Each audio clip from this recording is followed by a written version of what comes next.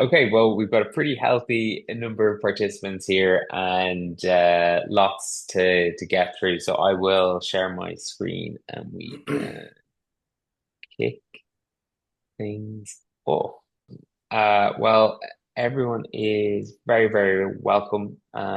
Delighted to run another one of these with Sam. Really enjoyed it the last time. And kind of purpose today is, as always, both Sam and I much rather be interactive. And I think what we loved about last time was just how many questions came through, and we're very happy to just jump into the kind of ask us anything for format. But what we will also do is kind of run through a series of sections to cover as many funding strands as possible, where we'll go across lending, equity, grants, R&D, and try and give you as much personal experience that we've had, also from businesses that we're connected with, either through FounderCatalyst or Swoop. So you're all very, very welcome. And just to kind of quickly introduce ourselves, I'll quickly go first. My name is Ciaran, co-founder of Swoop. That's what we do with Swoop is help businesses access funding solutions across a lot of the funding things we'll be talking about today. I personally have raised 25 million for Swoop across lending, equity, and grants, so can chat about that. But equally, we've about 300,000 businesses on Swoop and who've received lots of different funding. So again, I can chat into some of the trends, but really, really excited to be here, and hopefully we can add a bit of value back to yourselves. Sam? Great stuff. Yeah, it's great to be here again, Ciaran. Every time you say you remind me you've raised 25 million Swoop, I want to take my invisible cap off. That's huge. So, hello everybody. I'm Sam Simpson. I'm one of the co-founders at FounderCatalyst. I'm an exited founder myself, so I grew a tech company 0 to 30 million in 4 years and exited to private equity, which was amazing. I'm an angel investor as well. So over the last 8 years, I've got 35 investments, about £1 million deployed. And during that process, I kept bumping into loads of founders who had really great ideas, who knew they needed funding to achieve their dreams and just didn't know where to go. And I had an itch to scratch. I wanted to learn. I'm kind of an all or nothing person. I wanted to know everything I could about equity funding. So I thought, wouldn't it be great to build a company that does exactly that? Which is probably the weirdest reason for starting a company. So I'm known as Mr. SEIS or Mr. Equity, which is great, which is why I love presenting with Ciaran, who knows a whole bunch of stuff about a whole bunch of stuff I don't really know. So hopefully I can take you on a journey on the equity side. And yeah, Ciaran's going to fill in all of the other sources of funding, which I think is great.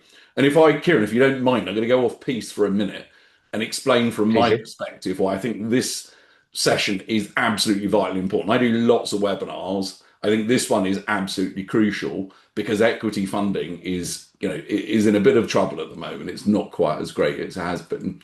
If I give you some insights, which are from Bowhurst, who track every single funding round in the UK, they've released some stats literally last week in what they call the Deal 2026, which is their summary of last year. And there are some really, really glaring statistics that stick out. So, average pre-money valuation, for example, has dropped in 2025 back to 2021 levels. So it peaked and it's dropped back down, from 5 years ago. And you may go, yeah, that's not too bad. But if you look at all of the other changes that have happened in the last 5 years, wages are sky high, national insurance is increasing, cost of living crisis, all of those things. It kind of puts that drop in context. The number of seed rounds closed in 2025 dropped 65% when compared with 2021. 2025 Q4 versus 2021 Q4 shows a 45% drop in pounds, shillings, and pence invested into companies. And unless you are in AI or deep tech, investors are specifically looking for traction right now. So the old trick of I've got a shiny pitch deck and a bright idea, will you invest in me? Those days have really gone, unless you're in AI and some deep tech. So what does that mean for fundraising in 2026? In short, it means it's harder than it's ever been since I've been an angel investor since 2017. And I think what that does mean is if you're looking at funding, it probably won't be any one of these sources. It won't just be equity at the moment, or you'll be lucky if it is. It won't just be debt. I think the smart founders are going for a combination, as Ciaran had, of some equity augmented by grants, augmented by debt, and squeezing the daylights out of R&D tax credits. So I think of all of the webinars I do, I think this one hits hardest. Uber. Yeah, definitely echo about your sentiments and what Bohurst is saying, which again just re-emphasize the point. Hopefully, just showing you the full breadth of options, and will leave people with some ideas about what possible routes would suit them and their businesses. Um, so I suppose just kind of kicking that off, as I said, we're going to go through all these. As ever, we love to be interactive. So if questions do crop up, put them in the chat. We'll jump on them straight away, and obviously leave time at the end as well to go through as many of your questions as we can. Um, Ultimately, let's go through them and start with debt financing. So again, don't want to come across as sucking eggs, but I suppose this is one of the most kind of well-known ways of raising finance. But actually, when we peel under the hood, there's so many different lending products that you can consider as a business owner. But typically speaking, the reason why many business owners will go down the debt funding route is it allows you to keep that complete ownership of your business. So unlike equity, where you're giving a percentage of your business away for that injection of capital, with debt funding, you're keeping control of the business. But crucially, though, you're going to have to repay that money in terms of the capital plus interest. So really understanding affordability and cash in, cash out is super important when considering debt finance. And one thing I would always encourage business owners, even if they're not from an accounting or an economic background, is really to get into forecasting and really get familiar of the ins and the outs of your business before looking at any kind of debt instruments, so that you're pretty confident of what's coming in and out of the business from a cash in, cash out perspective. So that when you do look at debt, it becomes easier to understand, if I have a certain line item of extra cash coming out on a monthly basis, have I got the overhead? Have I got the capacity to take that on?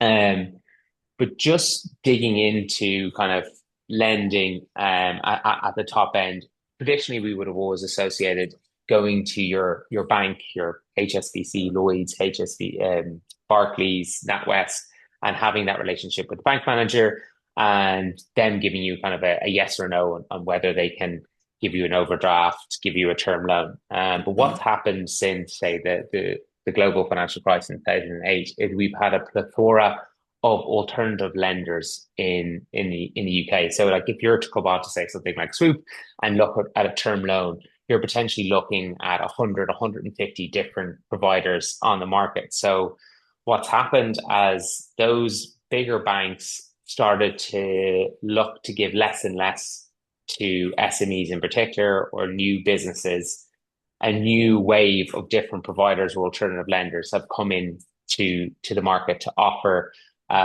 alternative credit sources. So where many business owners are getting a lot of rejection from banks, there are a lot of sources out there, and often where they try and compete with the banks are around things like speed and flexibility.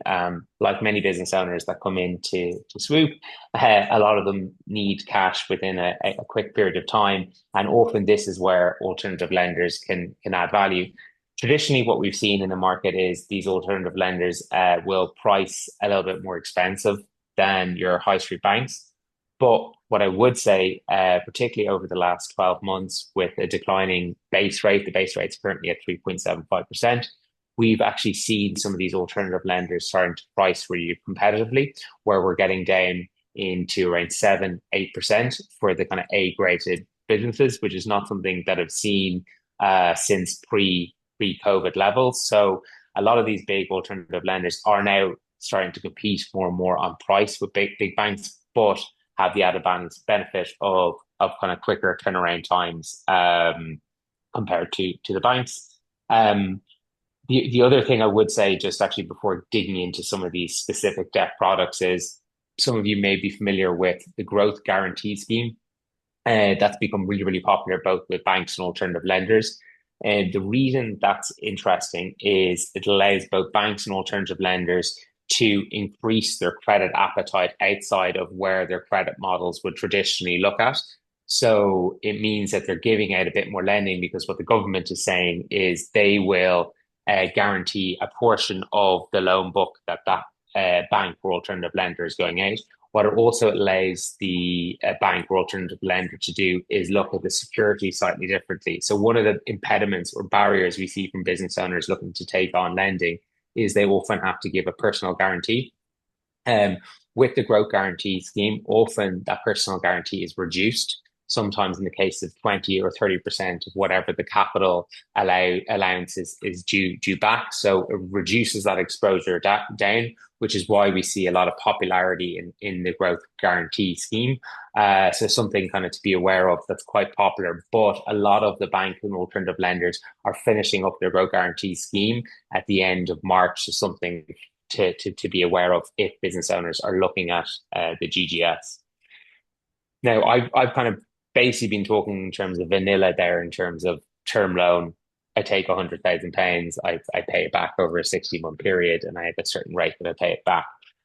But actually, when we look at SME financing today and over the last 5 or 6 years in the United Kingdom, there are so many different types of instruments that businesses are using outside of your traditional term loan.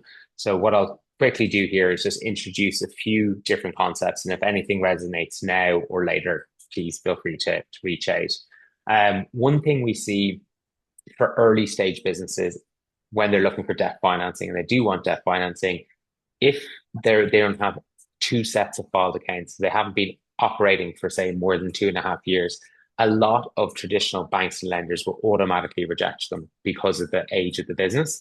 So they're not really able to get those traditional term loans. One route in we see is a way to get early stage capital into business, even if the business is relatively new, 3 months, 4 months, 5 months old, is a thing called selective invoice finance.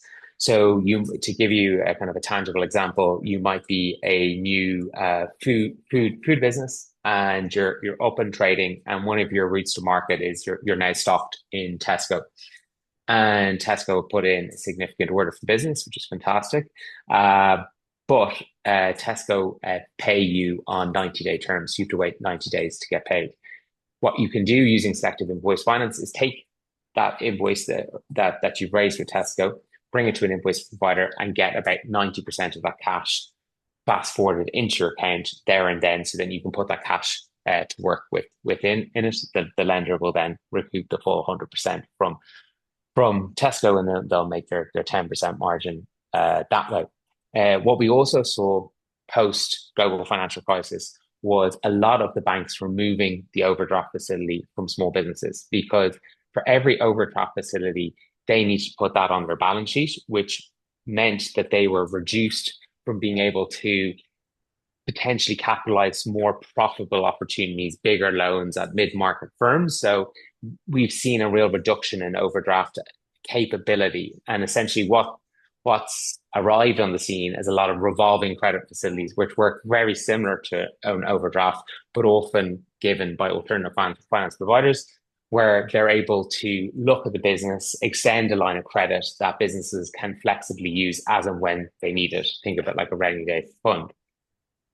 Then we've seen a real rise in revenue-based finance. And traditionally, we would have seen this in the leisure and hospitality industries, where you have a lot of point-of-sale income, and lenders were using that data to advance sums of money. And then through COVID, we saw a real rise in e-commerce. And again, it's the same methodology where you're taking something like your Shopify data, looking at the average amount going through Shopify, and then advancing that sum to the business, and the business is then paying that from future future earnings. I just see a comment, I suppose, there from David to say he's delighted to see invoice included in the presentation.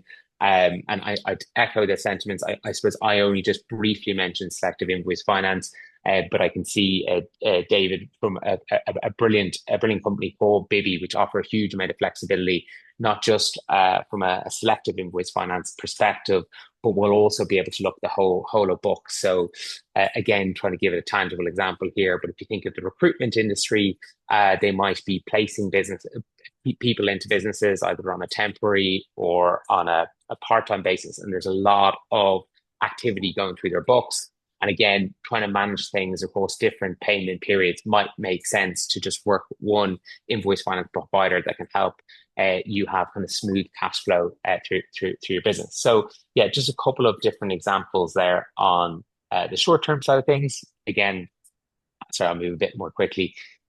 Security-based options. So you might be a relatively new business, but you're interested in purchasing assets. This is something to consider when looking at cash flow. You may not want to purchase all of those cars. You might want to lease that cars. It might help you from a cash flow perspective. Although another kind of flip way of looking at that, you might have significant amount of machinery on your balance sheet. You can release equity from that machinery again for funding. The same is true for property, and the same is true as we've touched on for invoices. So outside of kind of the traditional how much profit are we making, what the EBITDA margins are that we talked about in traditional term lending, there are lots of other ways to think of releasing funds into a business. And again, looking at the balance sheet, whether there's significant assets on the balance sheet from stock, from debtors, or from property, these are ways to release funds back into the business. And finally, just traditionally, what we would say with the asset-based products, asset-based lending, that's where you'll tend to have your lowest rates compared to your short-term lending, which is where you have your more expensive rates. So yeah, I'll just pause there on all things lending and pass the baton on to Sam on the equity side. That was as always, a great sheep dip into the world of debts and loans. So appreciate that. I'm going to rattle through these slides. Both Ciaran and I share a passion for answering questions rather than talking at people. So I'm going to rattle through these really quickly. I'm going to talk about equity options within the UK. Broadly, I should introduce what equity means, what I mean by an equity or a funding round. It's broadly just selling shares in your company. So unlike when you have debt or lending, you're borrowing some money, you need to pay it back plus interest or whatever. Equity funding is about having shares in your business, selling more shares, so you always allot more shares. People own the shares until you exit, or there's a secondary sale or whatever. But people are expecting to put £1,000 into your business, and they're buying the shares at £10 each, and maybe the shares go to £100 each. They get a 10 times return on their money, and they are very happy. Within the UK, you have a superpower, and that is called SEIS and EIS. Those are tax relief schemes run by the government. There's no point dancing around this one. If you're offering SEIS and EIS in the UK, your business may well be attractive, and if you're not, it probably won't be to UK angels at least. So it is genuinely your superpower. On this diagram, we bring to life the different equity options within the UK.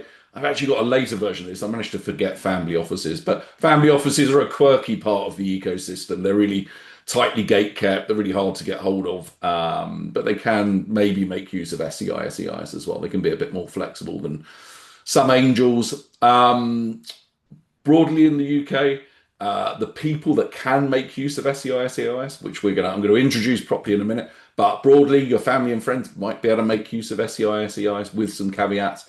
Angels will absolutely, UK-based angels will want it. I've got 35 investments. Every single one is under SEIS, EIS. I don't even look at anything that isn't. That's how important it is. Angel networks, SEIS fund, crowd funders like Crowdcube and Republic, as it's called now, or Seeders as was, and so on and so on. When you get past the SEIS and EIS funds, you come to strategic investors, which is basically other companies investing in your business. They won't make use of SEIS, EIS at all. And then you get to VCs, and they certainly won't make use of SEIS or EIS either. But if you're doing your pre-seed or seed funding round, you'll probably want to be talking to people between friends and family and up to SEIS funds, and therefore SEIS, EIS is going to be vital. If you wouldn't mind skipping to the next slide, and I'll do an introduction on the really amazing tax breaks of SEIS, EIS, and explain why they're amazing. There are two schemes we're talking about here. We're talking about SEIS, or Seed Enterprise Investment Scheme, and EIS, the big sister, which is Enterprise Investment Scheme. SEIS is meant for maximum risk, early stage, and gives really, really punchy tax breaks. EIS is good, but not quite as great. So the tax breaks aren't as good, but you can raise much more over a much longer period. So under SEIS, let's cover this one first in detail. You can raise up to 250k. You can raise that for the first 3 years from the date you start trading. Once you run out of those two, one or the other, you then move on to EIS typically. I'll give you an example of why SEIS is so amazing. I'm going to put £10,000 into your business. Almost instantly, the government's going to give you £5,000 back, the investor back £5,000 as an upfront tax relief. If the company fails, then the government will give you back another 22% or £2,200, meaning that I'm only ever risking 28% of my money when I invest in your business. If the business does really, really, really well, so you manage to turn my £10,000 into £1,000,000, that's a very good investment. But if that happens, there's no capital gains tax at all to pay. CGT is being ramped up by the Labour government. It's gone from 20 to 24%, and it will keep increasing, I suspect. But you don't pay a penny, so you are saving yourself and as an investor something like just shy of £240,000, which is lovely. If the business fails for whatever reason, no, sorry, we've covered that. If I die, so if I invest in your business, I hold the shares for at least 2 years, and I die, which is a less cheery outcome, then the shares will pass to my estate outside of inheritance tax calculation, subject to a 1 million lifetime limit. So those are the tax benefits, just absolutely amazing. EIS, let me run through that. The upfront tax relief is 30% rather than 50%, so it's good but not great. The loss relief is less as well, so I'm risking 38% rather than 28% of my money. The capital gains tax and inheritance tax exemptions are identical. Under EIS, though, you can raise up to 12 million in total, 5 million per year over 7 years.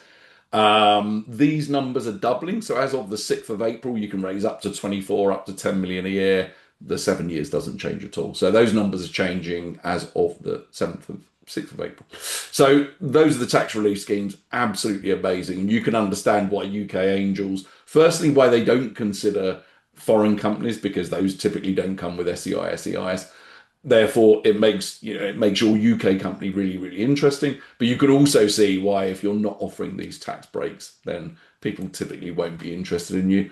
Your only way of proving to investors that you are eligible under the scheme is something called Advance Assurance, and that's one of the services that FounderCatalyst offer. So we help you prep for a funding round by getting SEIS EIS Advance Assurance. We do all of your funding legals, and then we help with some of the pesky SEIS EIS paperwork at the back end as well. And that's all for a fixed fee of £1,500, irrespective of how much you raise.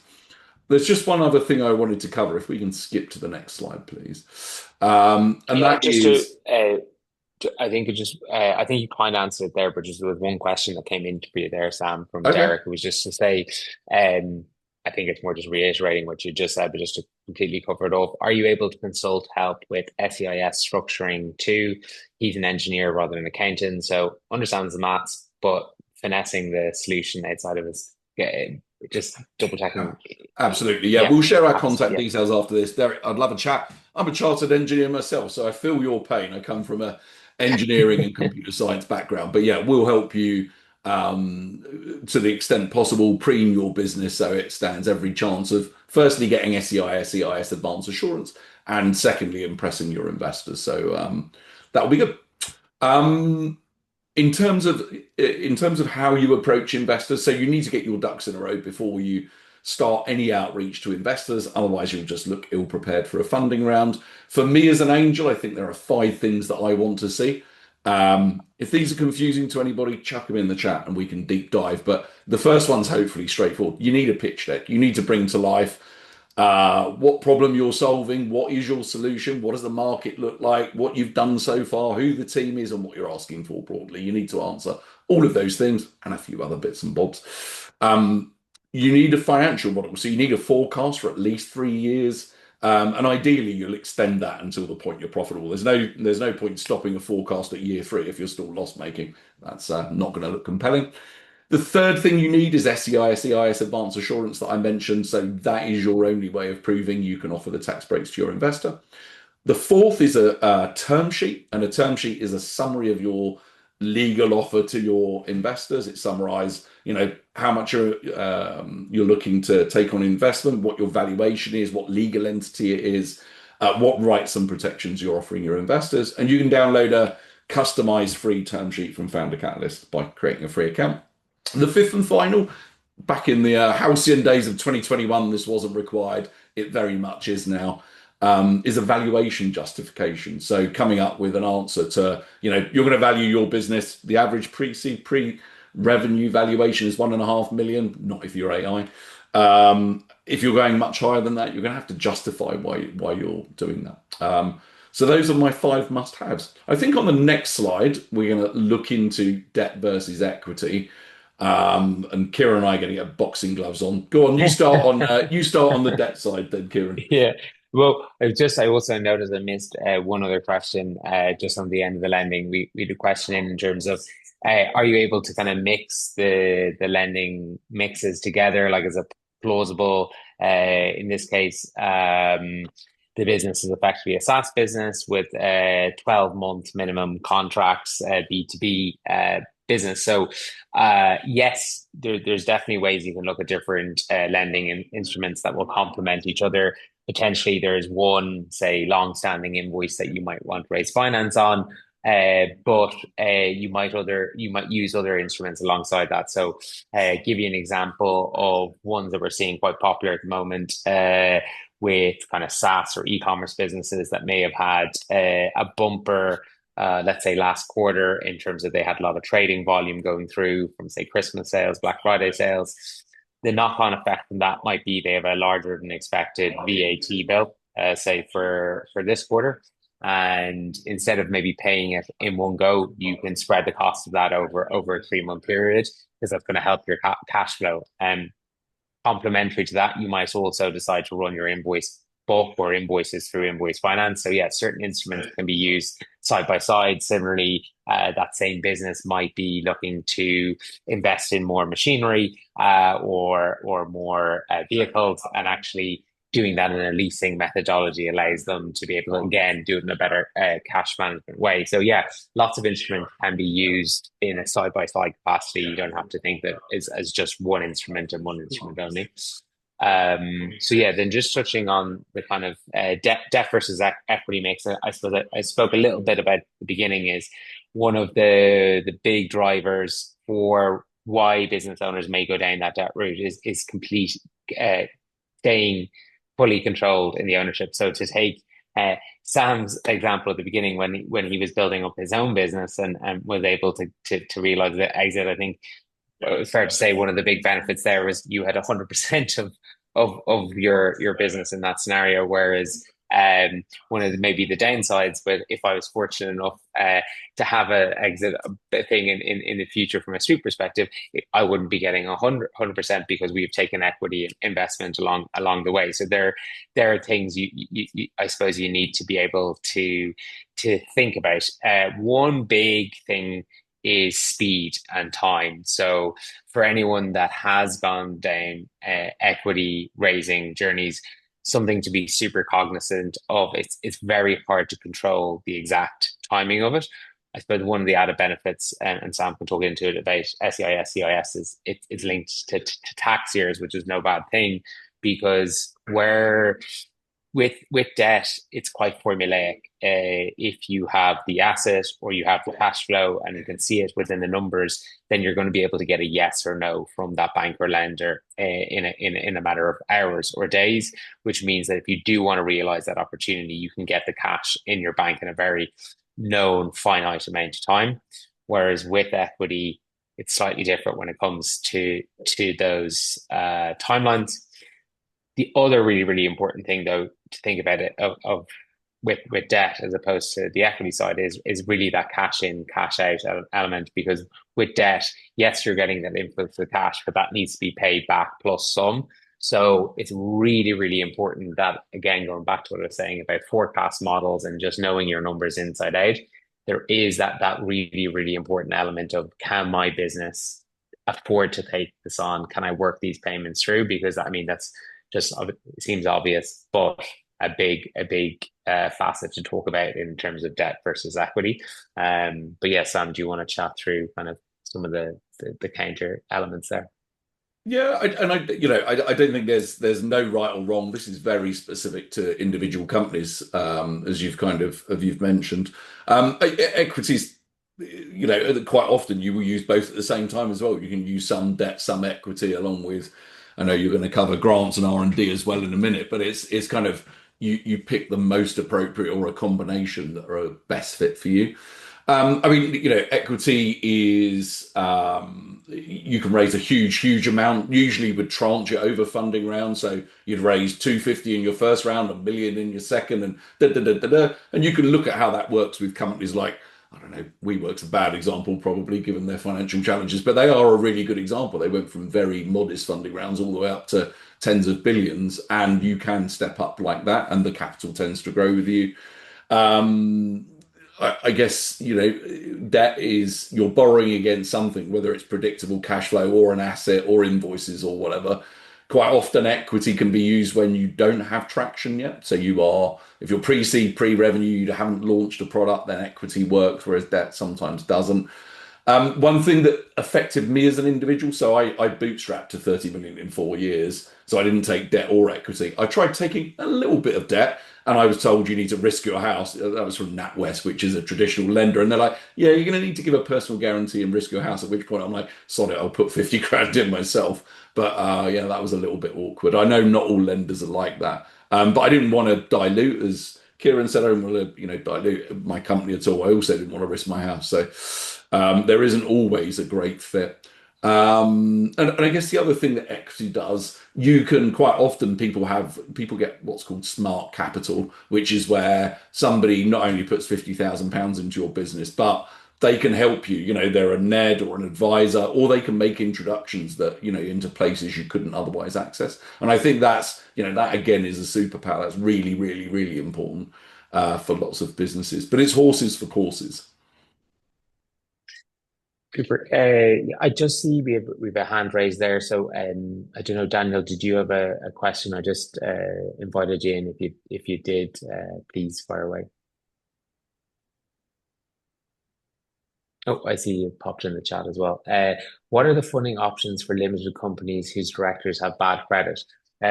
Yeah, that's a really good question. I think the first thing to say is that there are funding options out there for businesses that have bad credit. So I think all all lenders and I suppose the equity funds will have kind of this information available to them. So it's no bad thing just to be aware. If you're not aware of what your personal or your business credit score are, you can go to websites like Experian or Credit Safe or Equifax to find that information out. Minor plug, but if you go to Swoop and put your company's house details in there, we'll also show you what your business credit score is there, completely free.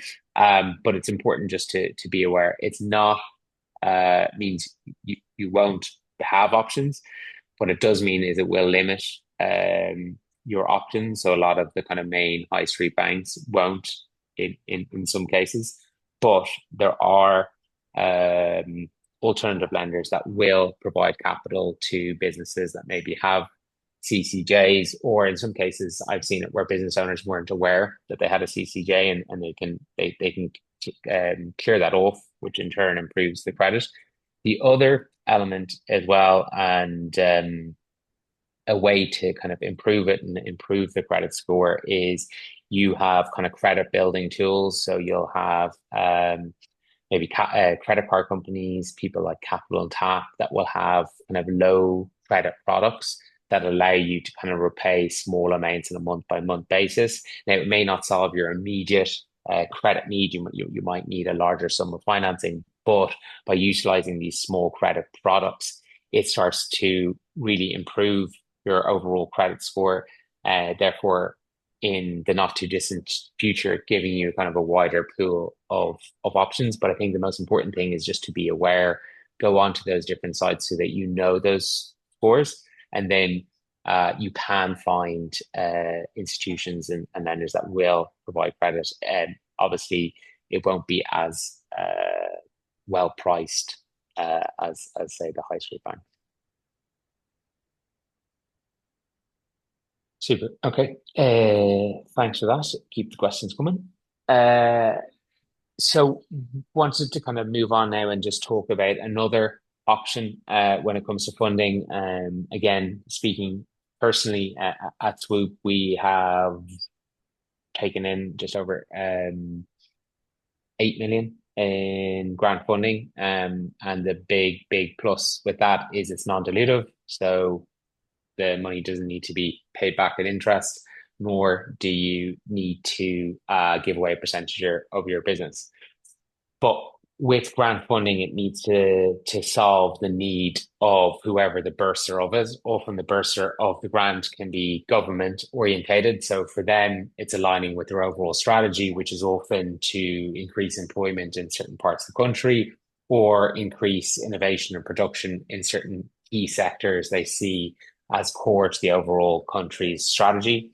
Outside of that, it's also good to see what private industry might have with regards to grants. One that often businesses overlook that are actually relatively easy to obtain are some of the big businesses like your Amazon, your Google, your Microsoft, whereby lots of businesses these days have big websites, have to spend a lot on data and hosting. Most of those big organizations that I mentioned will have programs where you can get a lot of your early expenditure in that area covered. So, for instance, with Swoop, with Microsoft Azure, we had our first $250,000 of hosting completely covered for free. So, again, just be aware of these schemes. However, if we think of like traditional grants and how you can think or analyze yourself as a business, whether you're grant worthy or not, most traditional grant agencies will classify businesses along the technology readiness scale, the TRL scale, which kind of strands from 1 to 9. Typically, what you'll see is the vast majority of grants are geared towards businesses that are thinking about projects that are in the TRL range of 4 to 8. So you've kind of gone out yourself, done research, felt that there's an opportunity to develop and innovate in a certain area. But what you're using the grant-based funding is starting to go out and build and create a prototype, an MVP, and getting into the early onsets of testing that and showing product market fit with a view to fully commercializing it. And so the vast majority of grants will be orientated in that TRL 4 to 8 range. So as you start to think through projects that you're thinking about doing, it's really, really important, first of all, to see is there grants there that can help you because they can be the cheapest form of funding. But one of the kind of the ways to think about it is like what's available in my sector, what's available in my region, because often that's how grants are orientated. But having a good awareness of what's out there could be something that could growth hack your business and save you a lot of money, whether that's equity given away in the business or debt to be repaid back. So from a personal experience, I definitely strongly encourage business owners to think about this. Innovate UK is probably the biggest custodian of grants within the UK. So always worthwhile having a look at that. I know it's not a grant per se, but they've been super aggressive in giving a lot of funding out to the Innovate UK loan scheme. We've seen that open for applications again and again and again over the last year, and they're increasing the amount that they're giving out there. Reason I mentioned it is it's a relatively open scheme, and the rates are super attractive. It's a 3.7% interest only Innovate UK loan for, of course, the first 3 years before the capital payments come in for the latter 3 years. So definitely something to take a look at, and because it's super well priced relative to what else is on the market. So definitely something to look at on the Innovate UK website. And then just wanted to touch on the R&D tax credit scheme. I know a lot of people will have heard of this, so I won't go into too much detail. But essentially, if you are innovating, i.e., you're investing in new technology, investing in new processes, and particularly if you're carrying out that activity in the United Kingdom, whether that's through freelancers you're using in the United Kingdom or employees that you're hiring in the United Kingdom, you absolutely should be looking at your R&D tax credit eligibility. And if you're loss making business, that means that could be cash back into your business. Again, personally speaking, this gets hundreds and thousands of pounds back into our business down through the years. And then as you transition to a profitable business, this can be taken off your corporate tax bill.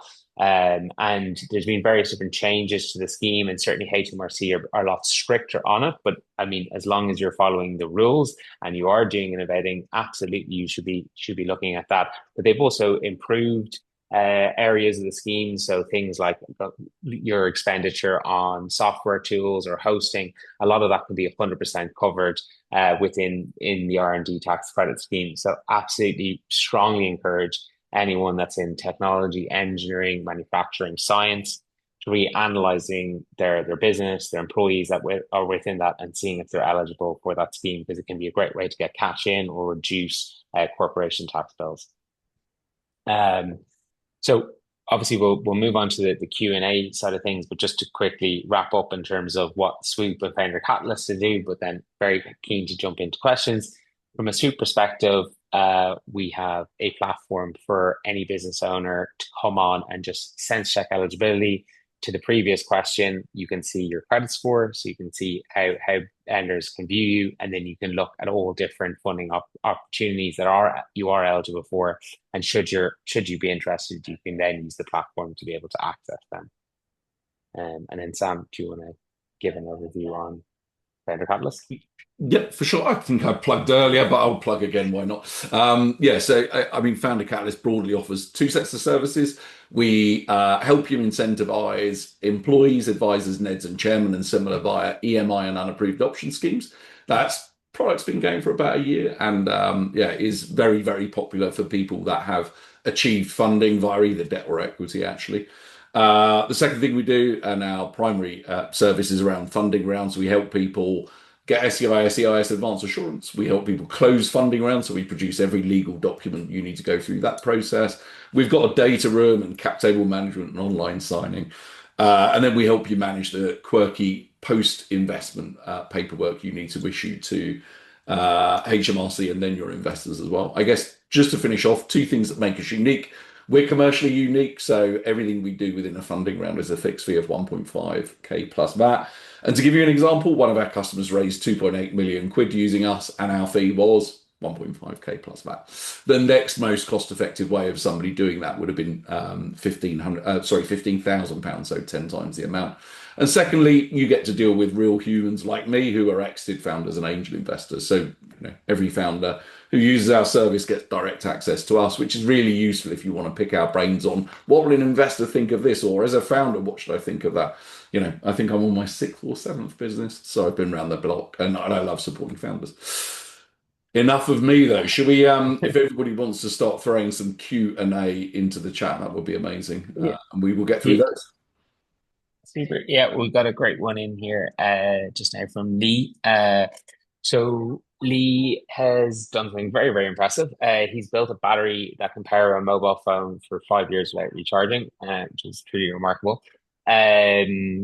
He's in the kind of TRL 4 to 6, kind of working through the prototype, but hasn't experienced in terms of finding angels or accessing grants based in Manchester. Sam, do you want to maybe chat through kind of some thinking around angels, and then maybe I can flip over on the grant side? Yeah, for sure. So congrats on your on your idea. Apple will acquire you within 5 minutes, I'm sure, when you manage to launch. But it's interesting. Battery technology is right on the cusp of an excluded trade. Broadly, there's a bunch of excluded trades around, producing electricity, and based upon what you've said, then I think you will be allowable under SEIS. But HMRC will almost certainly query your application. But yeah, so congrats on that. In terms of, there's a few steps you need to go through. You need to get your ducks in a row, as I mentioned earlier. That's a relatively straightforward process we can help with. We also help founders to understand where to meet angel investors. So, for example, we've got an interactive map of all 100 angel groups within the UK. We've got FCA regulated platforms we can get you on that get you in front of tens of thousands of angel investors. We can point you towards angel groups that are very specific to your niche, whatever that happens to be. There'll be somewhere out there. And there are also amazing search engines like Shipshape.vc, for example, that allows you to type in no matter how niche your business, it will try and find investors that are a good fit. And there's Scribe Labs as well that finds angels specifically interested in your kind of business type and then allows you to do outreach. There's lots of ways we can support or at least point you in the right direction. So let's have a chat, Lee. Yeah, just to tag on there, I would say, like Sam said, there's loads of angel groups out there. I know there's a platform called Angel Investment Network, which has a pretty healthy Mm. access to angels on it. I think one thing also just to think about, and I think there's probably templates on FounderCatalyst website and Swoop's website as well, is just thinking about your pitch deck. So, obviously, before going to the angel, and Sam's talked a lot about being investor ready with regards to having SEIS. But one other thing you probably want to think through is just how you present the business. So how you structure the business opportunity before going to an angel. So one thing you might want to think about, Lee, is that pitch deck and how you structure the proposition. So I'd recommend having a look a couple of templates there before kind of engaging on the angel side of things. And again, from a grants perspective, that'll plug in from the Swoop side of things, but you please use our platform to search against opportunities that might be within the Manchester region. Again, I'm very happy to follow up over email afterwards and kind of connect you in to a few different grants or grant writers that you might think might help you as you potentially explore that path as well. So next question up is from Bala, who's a FounderCatalyst customer. He is trying to raise from angels in the US, UK, and India. And his question is, can they use a SAFE for US investors, or do they have to have the same structure for everyone? That's a really good question. So, safes are never seen in the UK, for UK investors at least, because they are not SEIS EIS compatible. So, the only three ways you can close a funding round in the UK are a price round, an agile round, and something called an ASA, which I personally despise, but that's for another day. Yeah, those are the only three ways. You never see convertible loan notes, safes, options, or warrants because they're just not compatible with SEIS EIS. However, if you're doing a cross-border transaction, you may be able to use something like a safe in the from US investors and couple that with another instrument, one of the other three that is SEIS compatible. So broadly, you can do that. The challenge being that safes stack in a really unpleasant way, and your angel investors may, they may spot that and not like having a very, very different instrument to the one they're using in the mix. But yeah, I mean, there are ways and means, and we have got people that have raised a mixture of convertible loan notes from abroad, safes from abroad, and a price round. It can happen, but just watch overcomplicating things. I think there's a good motto in everything in life, but in fundraising specifically around keeping things simple. Super. So next question up from Carol. It's around EIS timing. Oh, So if a company received advance assurance and completed an EIS investment in 2021, does that insurance assurance apply to that specific investment?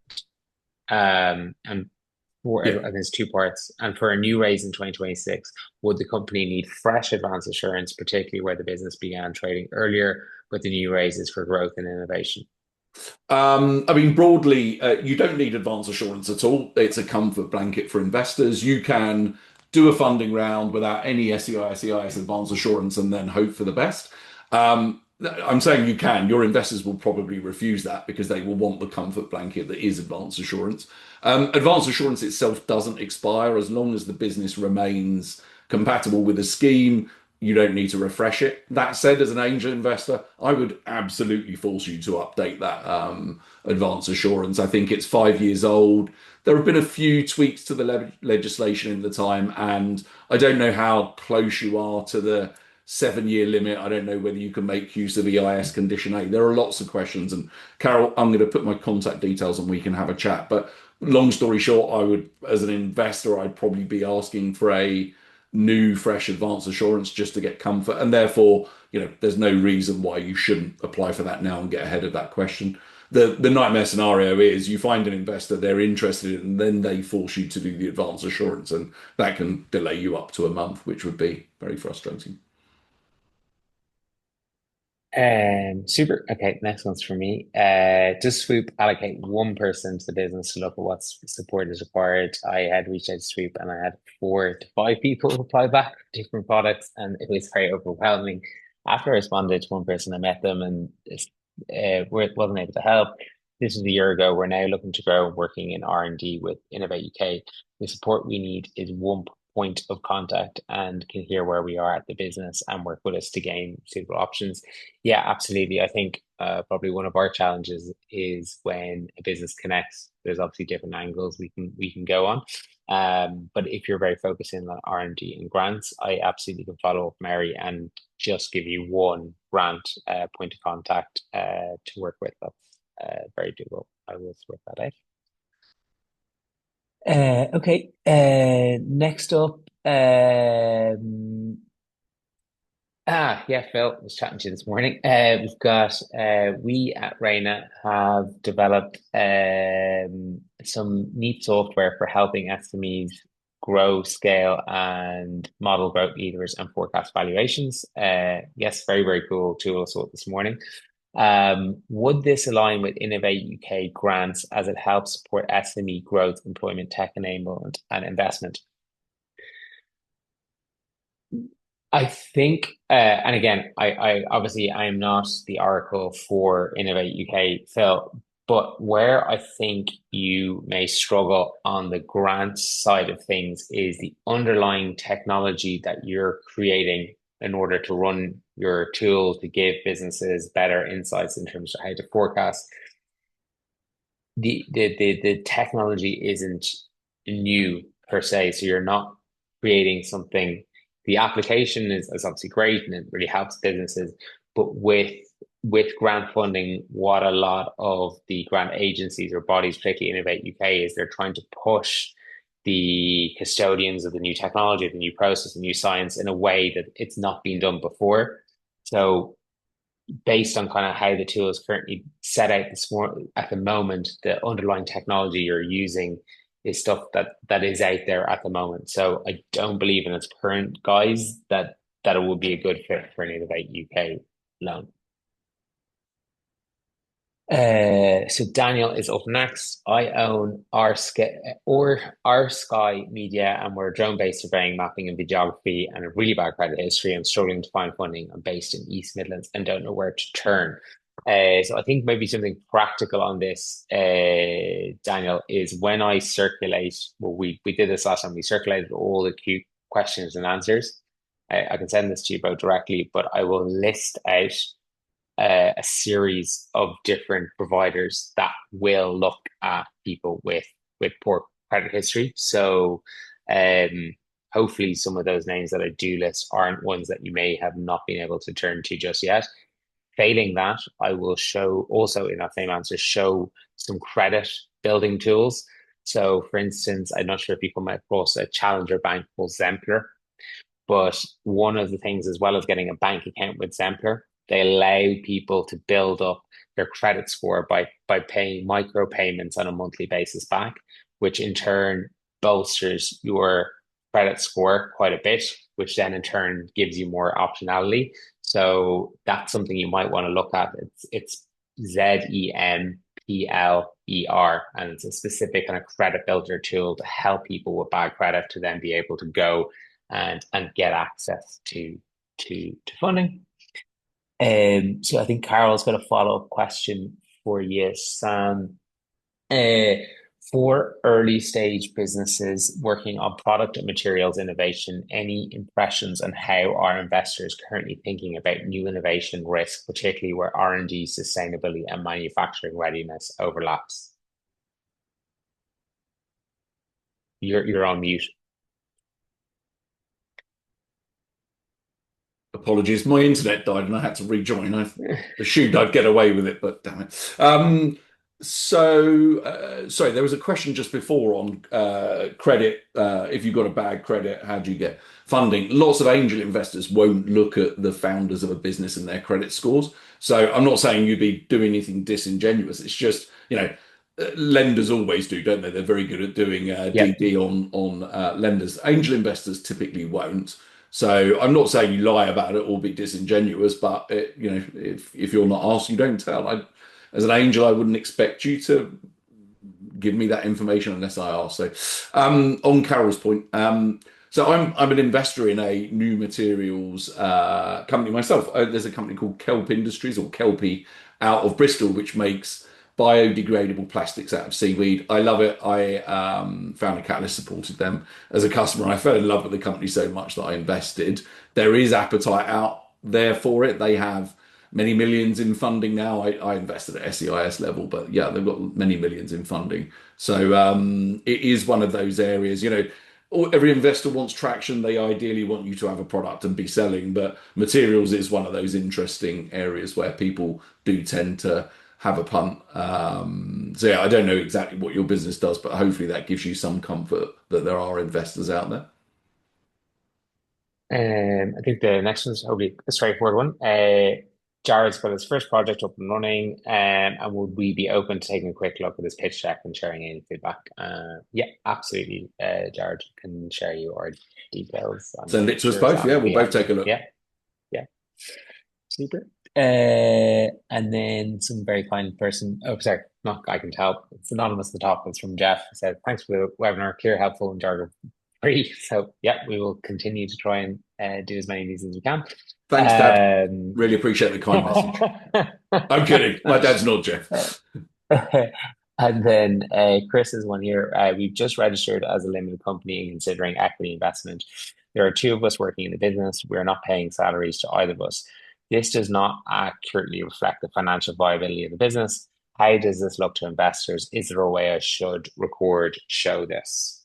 Uh, no, that's really, really standard. So it's called sweat equity. You're going to sweat literally until you take on funding. That is really standard. You don't need to do anything special. Investors, this is the default. Investors won't be surprised at all. When you come to close it, the more challenging conversation is when you come to close a funding round. You then need to get off the fence and decide how much you're going to pay yourself. Now, you may decide nothing, and that's okay. You may decide, if you're raising 250 and you want to pay yourself 250,000 a year, that's not going to go down so well. But if you're raising 250 and you want to pay yourself 30,000, then most investors will say, the dude's got to live. So I think, yeah, as long as you're reasonable and transparent, there's no drama. It's just very expected, Chris. So yeah, don't panic. Did we get through all the questions? I think last time we overran by half an hour, didn't we? I think, or something ridiculous. Yeah, yeah. I think seem to kind of gotten through nearly all of them. I'm also conscious of the time, but I think Sure. like what we did the last time, we will wrap all the Q&A together, send that out in the email that we send to everyone afterwards, which has the recording, but also the Q&As. Should have our details in there as well. So if is anything that we didn't cover today, just let us know. As I said, we really enjoyed doing this, particularly the Ask Me Anything aspect to it. So hopefully people find it useful, and no doubt we'll be back doing it again not too soon.